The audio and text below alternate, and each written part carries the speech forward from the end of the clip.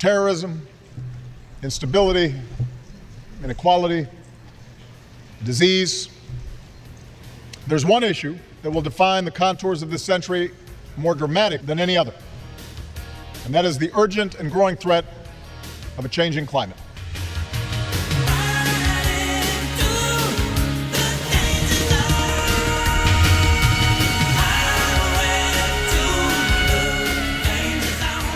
We were tasked with designing a small wind turbine to be tested in Donald Campbell Wind Tunnel at Imperial College London. The target was to maximize the power coefficient to weight ratio, all the while maintaining self-start capabilities.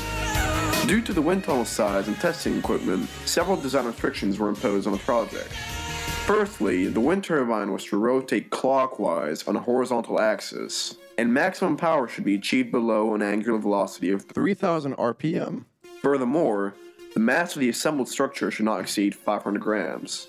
And finally, there should be between 1 and 3 blades, with an overall diameter not exceeding 500 millimeters. With these restrictions in mind, we began our design process, drawing on all our knowledge from aerodynamics, mechanics, and structural design.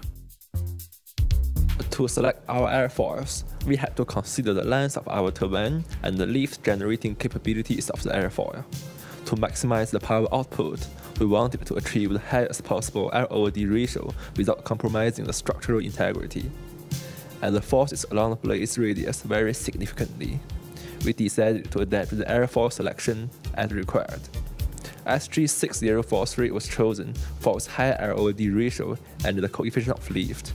However, near to the nose cone, the blade experiences high forces as it supports the rest of the blade and its moments, and thus requires a Seeker airfoil to ensure that the blade is structurally sound. In this aspect, S833 fulfills this criteria while still having good aerodynamic properties, albeit providing lower lift than SG6043. To ensure structural integrity without compromising lift to a large extent, airfoil S833 was used from the root up to 60 mm of the blade, while airfoil SG6043 made up the rest of the blade. In order to find the optimal chord length for the turbine, the Betz and Schmitz equations were considered. From theory, it is given that the optimal chord length is proportional to 1/r. However, to find the exact relationship between these, the planform area of the blade is considered. We compared the Betz and Schmitz equations, and ultimately based our chord lengths on the Schmitz equations, as these account for whirlpool losses and thus provide a more accurate estimate. After having calculated the chord lengths, manual adjustments were made near the hub to create the least amount of drag with the best structural stability. TSR was initially estimated to be 4.2 based on existing literature for small turbines. The chord lengths were then calculated at each interval using Smith's equation and entered into Q-Blade together with the twist and airfoil types. We then ran simulations on Q-Blade to obtain the CP and estimated power output for each case. The chord lengths were then recalculated for different TSRs and used to predict the optimum TSR, which would yield the highest power output for our blade. After having repeated the process for a range of TSRs, the optimum TSR for our blade was decided to be 4.8. Although higher TSRs were predicted to give a higher CP, the maximum rotation speed was taken into consideration in the selection process. As we move along the turbine's radius, the tangential velocity of the blade increases, and the relative wind speed changes. In order to keep the blade at its optimal angle of attack to generate the maximum lift, a twist angle is applied. Using a formula to calculate the twist angle, we wrote a MATLAB code which would overwrite the airfoil coordinate data file of our chosen airfoil to account for the twist angle. There are 3 considerations in designing the nose cone, namely to reduce air drag, to minimize the weight, and to maintain structural integrity. The nose cone was designed based on a calculator found in the Rocket Forum.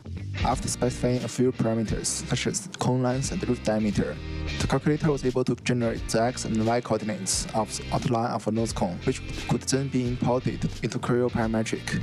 An Ogilvy nose cone was designed to reduce air drag, and its front part was made hollow to minimize the weight. In addition, the root part of the blade was merged with the nose cone, and the structure was made into one piece using 3D printing technique. For manufacturing, the hub was manufactured in a workshop using a series of processes, while the blades were manufactured using a rapid prototyping machine. To manufacture the hub, A cylindrical piece of aluminium was put through turning, drilling, milling, threading, and broaching in the order specified. Firstly, by using a lathe, a single point cutting tool was used to reduce the diameter of the cylindrical block to the required dimension of the hub. Using the same machine, the tailstock is then used to drill a hole in the center of the block so the hub can fit onto the test rig. The cylindrical block is then put through a milling machine and cut to the desired shape. The milling process is used to produce prismatic surfaces that the hub design encompasses and is effective as it works based on the 3 orthogonal axes, disregarding the cylindrical surface.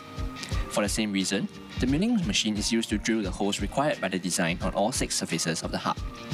To accommodate the grub screw, a threaded hole is required in the hub, and this is done by putting a tapping drill through the hub using a tap wrench.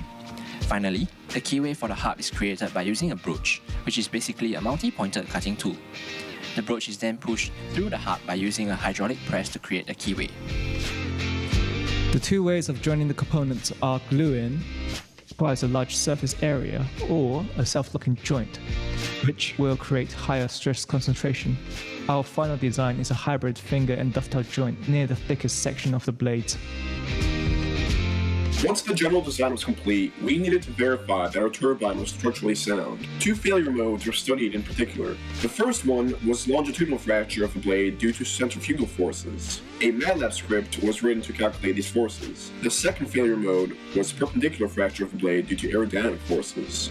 Once again, a MATLAB script was written to calculate these forces. Finally, we wrote a third MATLAB script to compile all these forces and verify that the structural integrity of our turbine would be maintained throughout the testing.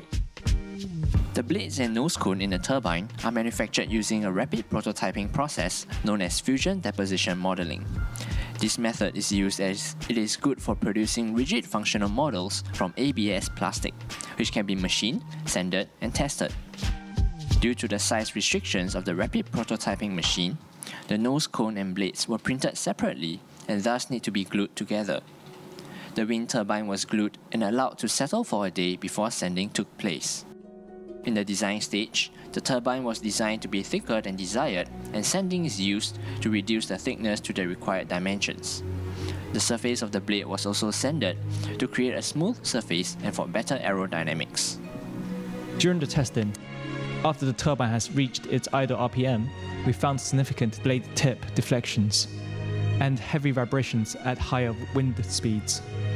From the CP plots, we found that our turbine is generally good at low speeds, so around 6 to 8 meters per second, and it will stall at higher speeds above 10 due to the over-optimized blade profile.